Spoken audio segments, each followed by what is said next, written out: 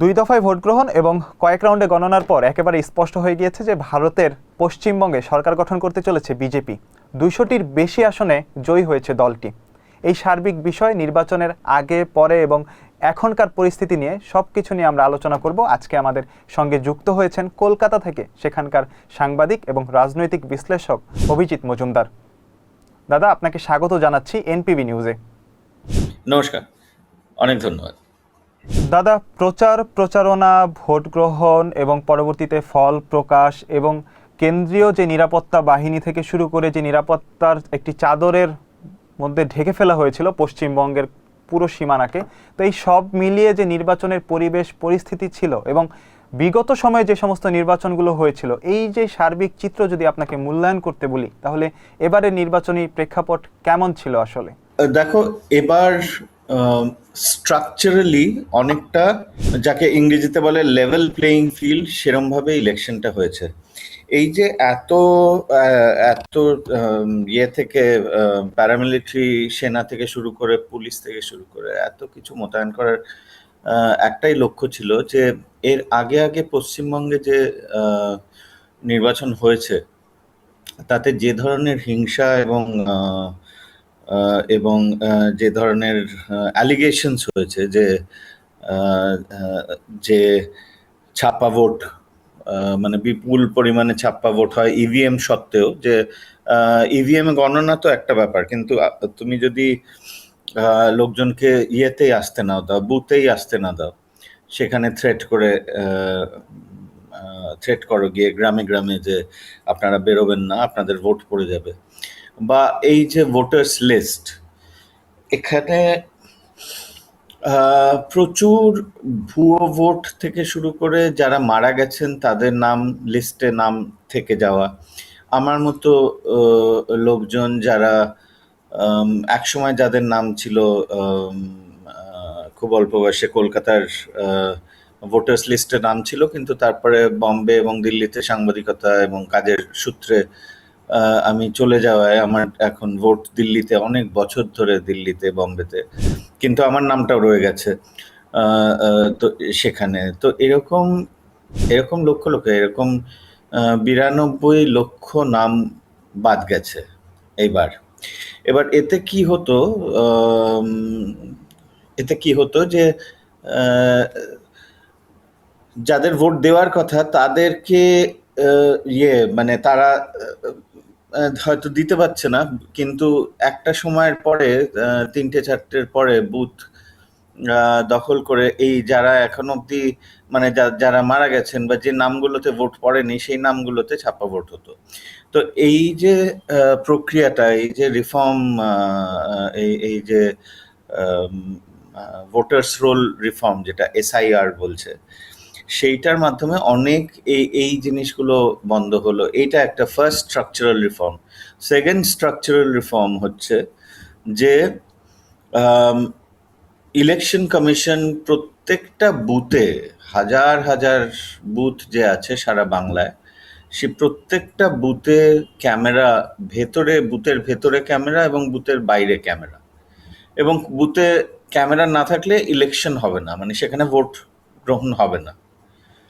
এই ধরনের একদম কড়াকড়ির মধ্যে ইলেকশন হয়েছে। প্লাস প্রায় 2.5 লক্ষ সামরিক বাহিনী, আম, তারা সেন্ট্রাল ফোর্সেস, তারা এসছে বাংলায়। স্টেটের যে পুলিশ, তাদের সংখ্যা ধরো 80 থেকে 85 হাজার পুলিশ গ্রাউন্ডে থাকে। স্যাংশন স্ট্রেংথ 1.1 লাখ, বাট তুমি ধরো 80 থেকে 85 হাজার পুলিশ গ্রাউন্ডে থাকে। দাদা, আমি যদি একটু এক কথায় বলতে চাই যে বিজেপি আসলে বাংলাদেশের জন্য ভয়, পুশিন, এই যে সামগ্রিক বিষয় নিয়ে একটি দোটানায় পড়তে হবে বা হচ্ছে, এই বিষয়টি আসলে কেন তৈরি হলো? বিজেপির অন্যান্য অন্যান্য রাজ্যে যে ট্র্যাক রেকর্ড, মানে ডেভেলপমেন্টের যে ট্র্যাক রেকর্ড এসে, তারা এবং এটা অনেকে এটা একটা ন্যারেটিভ বিল্ড করা হয় যে বিজেপি আসে মানে সেটা একটা অ্যান্টি মুসলিম পার্টি, এবং তা মুসলিমদের অনেক ইয়ে হয়, প্রবলেম হয়। এর ব্যাপার হচ্ছে যে যোগী আদিত্যনাথের ইউপিতে হিন্দুদের সংখ্যা এবং মুসলিমদের সংখ্যা যতটা, সেই সংখ্যা ডিসপ্রপোর্শনেটলি বেশি ঘর পিএম আবাস যোজনা বলে একটা আছে, সেখানে পেয়েছে মুসলমানরা। এটা কমপ্লিট ন্যারেটিভ। এবার গুন্ডামো যদি কেউ রাস্তায় দাঁড়িয়ে করতে চায়, সে হিন্দু হোক মুসলমান হোক, তাকে তো ঠিক করতেই হবে। তো সেটাতে তো কারোর রাইট নেই। কিন্তু এই যে ইলেকশনটা হয়েছে, এতে অনেকে আশাবাদী। আর একটা জিনিস, মমতার আমি একটা বলবো যে মমতা যে সোকল্ড বলতো যে মুসলিম ভোট ব্যাংক, মুসলিম ভোট ব্যাংক, মুসলিমরা সবাই একত্র হয়ে মমতাকেই ভোট দেয়, এইবার তো দেখা গেল সেটা তো হয়নি। অ্যাটলিস্ট মালদা মুর্শিদাবাদ, যেগুলো যেগুলো মুসলমান বহুল ডিস্ট্রিক্ট, সেখানে তো কংগ্রেসও সিট পেয়েছে, হুমায়ুন কবিরও সিট পেয়েছে, ভাঙড়ে নওশাদ সিদ্দিকী জিতেছে শওকত মোল্লাকে হারিয়ে, এবং সিপিআইএম এরও একটাই সিট, সেটাও সম্ভবত মুর্শিদাবাদ বা মালদার ইয়েতে, এবং একজন মুসলিম ক্যান্ডিডেটই পেয়েছে। তো এইটাও একটা, এই ন্যারেটিভটা কিন্তু যে সঠিক নয় সেটাও ভেঙে গেছে। হিন্দু হোক মুসলমান হোক যেই হোক, কোথাও একটা কোথাও একটা একদম খুবই, যেটাকে বাংলায় বলে তিতি বিরক্ত হয়ে গেছিল এই এই সরকারের সাথে। রাজ্য সরকার যে বিজেপি গঠন করছে সেটি একেবারেই স্পষ্ট। তবে এই যে বিজেপির যাত্রা, নির্বাচনী যে যাত্রা, এবং নির্বাচনও বলবো না, এর আগে থেকে অর্থাৎ বিগত যেই দুটি নির্বাচনের কথা যদি বলি এবং এবারের নির্বাচন, সব মিলিয়ে যে বিজেপির অবস্থান তৈরি হলো এবং পরবর্তীতে অর্থাৎ এবারের নির্বাচনে যে এত বড় একটি জয় পেল, এই যে রাজনৈতিক যে যাত্রা পশ্চিমবঙ্গে বিজেপির, এটি আসলে কিভাবে সৃষ্টি হলো এবং বিজেপি আসলে কিভাবে ভোটারদের আস্থা অর্জন করলো, এবং তৃণমূলের মতো একটি দল যারা 2011 সাল থেকে ক্ষমতায়, তাদেরকে কিভাবে তারা পরাজিত করলো, এই যে যাত্রা, এটিকে কিভাবে দেখছেন? যাত্রাটা হচ্ছে বিজেপি একদম মানুষ খুবই আশাবাদী ছিল যখন তৃণমূল এলো। মানুষ অত্যন্ত আশাবাদী ছিল, কারণ 34 বছরের বামফ্রন্টের শাসন কে করে মমতার স্ট্রিট ফাইটার তো মমতার মতো খুব কম আছে, অসাধারণ পলিটিশিয়ানও, কিন্তু কোথাও একটা হারিয়ে গেল। মানে পাওয়ার পার্টিটাকে করাপ্ট করলো, সরকারকে করাপ্ট করলো, অ্যান্ড করাপ্টেড অ্যাবসলিউটলি আর কি। তো সেটা একটা বিরাট বিজেপি সেটা। এবং আরেকটা, কোথাও একটা, আমি একদম স্পষ্টভাবে তোমাকে বলছি আমি, যে বাংলাদেশ এক মুসলিম মেজরিটি কান্ট্রি, সেখানে যদি অনবরত মেজরিটি যারা, তারা দেখে যে ডিসপ্রপোর্শনেটলি মাইনরিটিকে কিছু একটা দেওয়া হচ্ছে, বা যেটাকে ইংরেজিতে বলে অ্যাপিজ করা হচ্ছে, যে হিন্দুদের বা বৌদ্ধদের বা তোমাদের চাকমাদের, খ্রিশ্চানদের, শিখদের, যেই হোক, তাদেরকে মানে দিচ্ছে সবার মতো, যেরকম সবাই যা পাচ্ছে সেরকম দিচ্ছে, ঠিক আছে, তার থেকে একটুখানি বেশি দিচ্ছে, সেটাও হয়তো ঠিক আছে, যে আমি চলো মাইনরিটি। কিন্তু সেটা যখন একদম তোষণের পর্যায়ে চলে যায়, সেইটা খুব বেশি দিন সেটা চলতে পারে না। সেটা হয়তো শেখ হাসিনার সময় হয়েছে অনেক জায়গায়, এবং তাতে প্রচুর অসন্তোষ ছিল, এবং সেটা আলটিমেটলি হিন্দু কমিউনিটির ক্ষতি করেছে, এটা নয় যে তাদের ভালো করেছে। সুতরাং তোষণ আলটিমেটলি, যে যে যাকে তুমি তোষণ করছো, তার কিন্তু গলার কাটা হয়ে দাঁড়ায় এক সময়। এবং এটা করাতে মমতা ব্যানার্জি একদম, মানে জমিনটা দারুণভাবে সাজিয়ে দিয়েছেন বিজেপিকে। দাদা, বিজেপির তরফ থেকে বলা হয়েছিল যে পশ্চিম বাংলার মুখ্যমন্ত্রী হবে একজন বাঙালি ব্যক্তি, আর নির্বাচনে জয়ী হওয়ার পর তো একেবারেই তারা তড়িঘড়ি করছে, তড়িঘড়িও না আসলে, সরকার তো গঠন করতে হবে, সেই হিসেবে মুখ্যমন্ত্রী হিসেবে শুভেন্দু অধিকারী সহ বেশ কয়েকজনের নাম আলোচনায় রয়েছে আসলে। তো এই যে বিজেপির উত্থান হলো এবং বিজেপির নেতৃত্বে কিন্তু শুভেন্দু অধিকারী সহ একাধিক জনের নাম রয়েছে এবং তাদের দীর্ঘ একটি যাত্রা রয়েছে এই পশ্চিম বাংলার রাজনীতিতে। আসলে এখন আসলে মুখ্যমন্ত্রীর এই বিশাল দায়িত্ব বিজেপি কার হাতে দিবে বলে আপনি মনে করেন এবং কেনই বা দিবে? না, এটা বিজেপির রাজনীতি যারা ফলো করে, যারা বহুদিন ধরে দেখছে, বহুদিনেরও দরকার নেই, মানে অল্প দিন বিজেপির রাজনীতি যদি কেউ ফলো করে, তারা একদম নিশ্চিতভাবে তারা জানে যে সম্পূর্ণটাই অনিশ্চিত। মানে কেউ জানে না বিজেপির, না তো বাংলার কেউ জানে না। বিজেপির যে আম, এখনকার যে কি বলে প্রেসিডেন্ট, বিজেপির প্রেসিডেন্ট, পৃথিবীর সবচেয়ে বড় পার্টির প্রেসিডেন্ট, যে তাকে অনেক তাকে তার নাম যখন ঘোষণা হলো, অর্ধেকের বেশি লোকজন তার তার ব্যাপারে খুব একটা কিছু জানেও না। মধ্যপ্রদেশ একটা এত বড় স্টেট, জায়গায় হিসেবে হয়তো এখনো সবচেয়ে বড় বা 1, 2, 3-এর মধ্যে আসে। তার তার মুখ্যমন্ত্রীর নাম অনেকেই হয়তো শোনেননি। তো বিজেপির এই প্রকরণটাই, মানে এই যে এই প্রক্রিয়াটাই একদম অন্যরকম। এমন কেউ হতে পারে যার নামই চেনেন না, হয়তো শুভেন্দুদা হতে পারে, হয়তো দিলীপ দা হতে পারে, হয়তো অগ্নিমিত্রা হতে পারে, আহ অনেকেই হতে পারে, উৎপলেন্দু মহারাজ, অনেকের নাম এখন চলবে বিজেপিতে। যে যত বেশি যাকে নিয়ে চর্চা হবে, তার তার সম্ভাবনা ততই প্রপোর্শনেটলি কমতে থাকে। সম্প্রতি শুভেন্দু অধিকারীর একটি বক্তব্য সামাজিক যোগাযোগ মাধ্যমে বেশ আলোচনা সৃষ্টি করেছে, বিশেষ করে বাংলাদেশে, যেখানে শুভেন্দু অধিকারীকে বলতে শোনা যায় যে তিনি বলছেন যে বাংলাদেশের বৈধ প্রধানমন্ত্রী হচ্ছেন হাসিনা ওয়াজেদ এবং তিনি হজরত শাহজালাল ইন্টারন্যাশনাল যে এয়ারপোর্ট রয়েছে সেখানে আবার নামবেন এবং সবাই তাকে সেলুট দিবেন। এছাড়াও অনেক কথা তিনি বলেছেন। এই ভিডিওটি এখন বেশ আলোচনায় রয়েছে বাংলাদেশি যারা রয়েছেন সামাজিক যোগাযোগ মাধ্যম ব্যবহার করেন তাদের মধ্যে।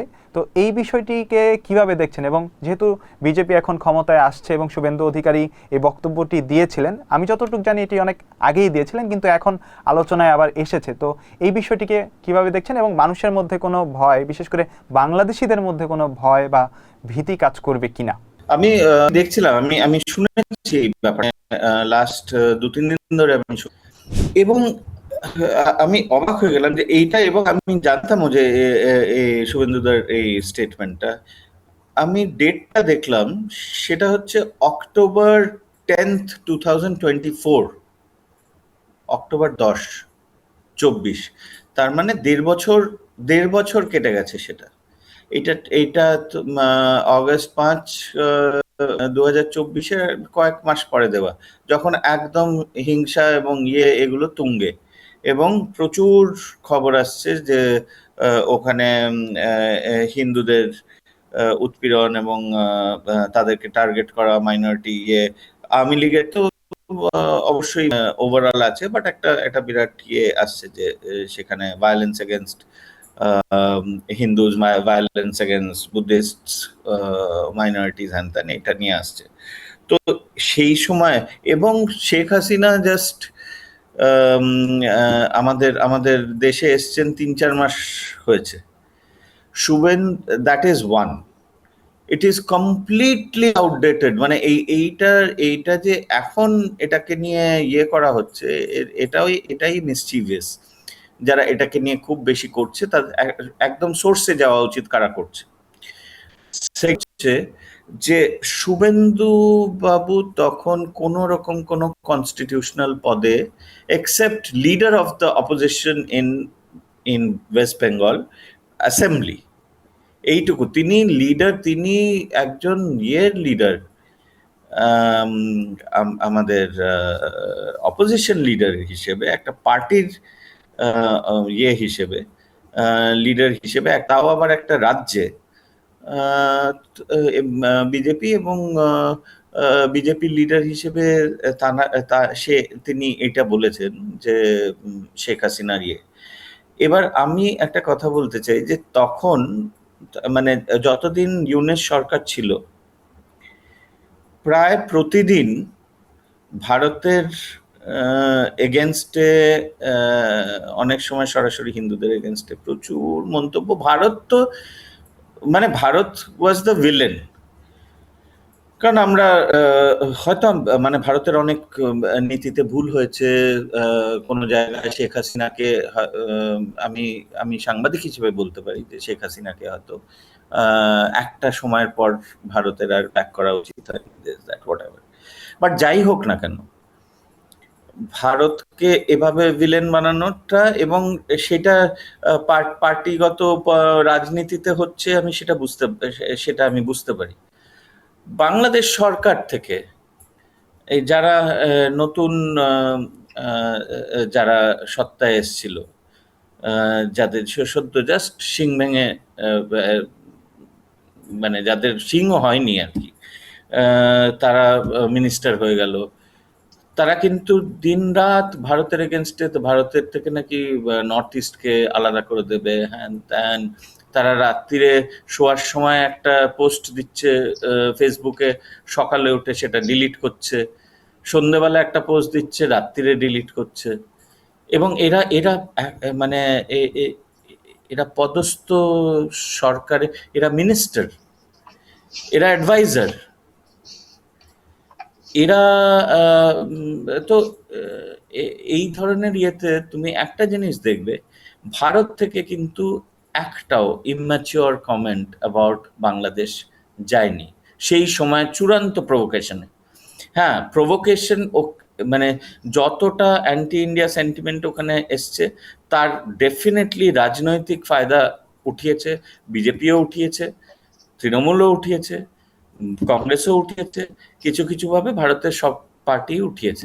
দাদা, আমি যখন বাংলাদেশে বসে এইরকম বক্তব্য শুনবো যে ক্ষমতাচ্যুত একজন সরকার প্রধান বৈধ প্রধানমন্ত্রী এবং সে আবার বাংলাদেশে ফিরবে, এবং বিশেষ করে বাংলাদেশে যারা সাধারণ মানুষ রয়েছে তারা তো আসলে বিস্তারিত ওইভাবে বুঝবেন না, বা আসলে বোঝারও কথা নয়, তখন তো মানুষের মধ্যে এক ধরনের প্রশ্ন উঠেই যে আসলে ভারত আমাদেরকে নিয়ে এভাবে কথা বলছে, বা এইভাবে কেন বলছে একজন দায়িত্বশীল নেতা। তুমি ঠিক বলছো যে সাধারণ মানুষ তো সেটা মানে বুঝতে পারছে না, কিন্তু এটার ফায়দা কে নিচ্ছে? আজকে ভারত আর বাংলাদেশের যে আবার একটা সুসম্পর্ক তৈরি হচ্ছে, একটা একটা ম্যাচিওর লেভেলের ডিপ্লোমেসি হচ্ছে, একটা সুন্দরভাবে বাংলা মানে ভারতের ফরেন মিনিস্টার গিয়ে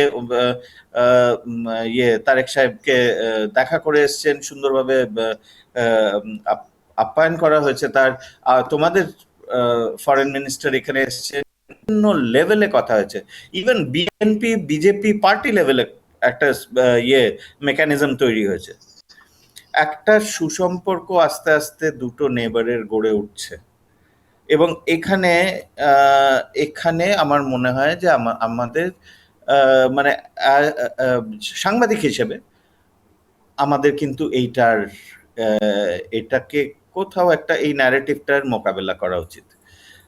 এবং যারা করছে, দুদেশেই অনেকে আছে যে সুসম্পর্ক চায় না।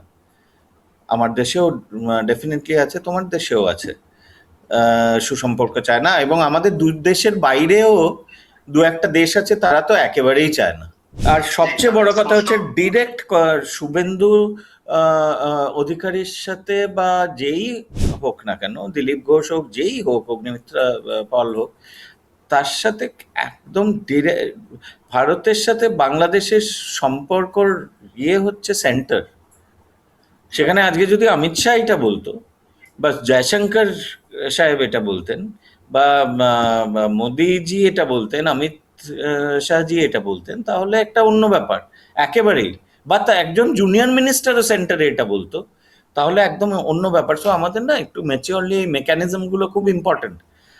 দুটো দেশের মধ্যে সম্পর্কে মেকানিজম গুলো খুব ইম্পর্টেন্ট। এগুলো এগুলো আমাদের মাথায়, আমি বাংলাদেশের মানুষকে অনুরোধ করব তোমার থ্রু দিয়ে, যে এই জিনিসগুলো কবে, একটা তো চেক করুন কবে সে বলেছে, কি কনটেক্সটে বলেছে, তখন বাংলাদেশের পরিস্থিতি কি ছিল, তার তার ইয়েতে বলেছে কিনা, তার রিয়াকশন হিসেবে বলেছে কিনা, এবং তারপরে সবচেয়ে ইম্পর্টেন্ট হচ্ছে যে সরকার এখন আছে আমার দেশে, সেই সরকার বাংলাদেশের ব্যাপারে কি বলছে, কিভাবে কাজ করছে, তার তার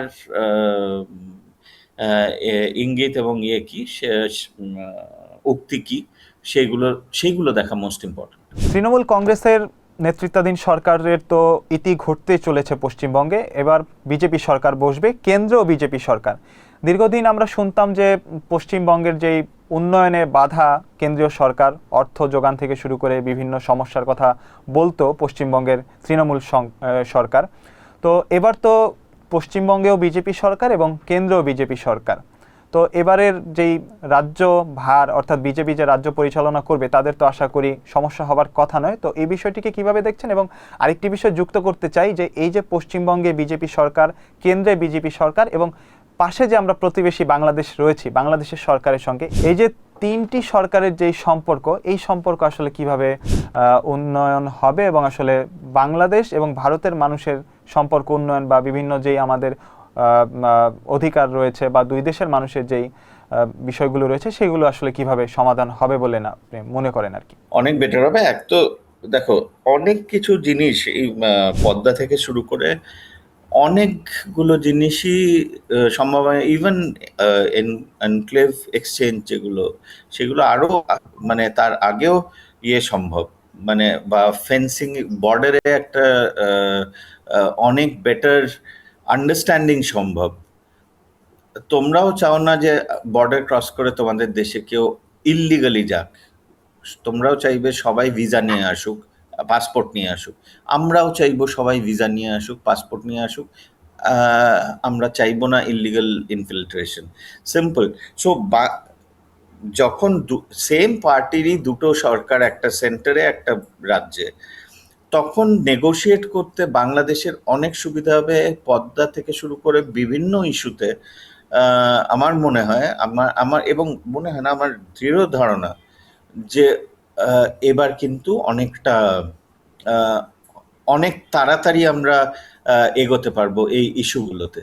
এখানে আর তখন আর তিনটে পার্টি থাকছে না, না, তখন আর স্টেট, সেন্টার অ্যান্ড বাংলাদেশ থাকছে না। State and centre are the same then. তার মানে একটাই এন্টিটি বাংলাদেশের সাথে কথা বলছে, এবং সেটা তাদেরকে, স্টেটকে বোঝানো ইজি, তাদেরকে টেবিলে আনাও ইজি।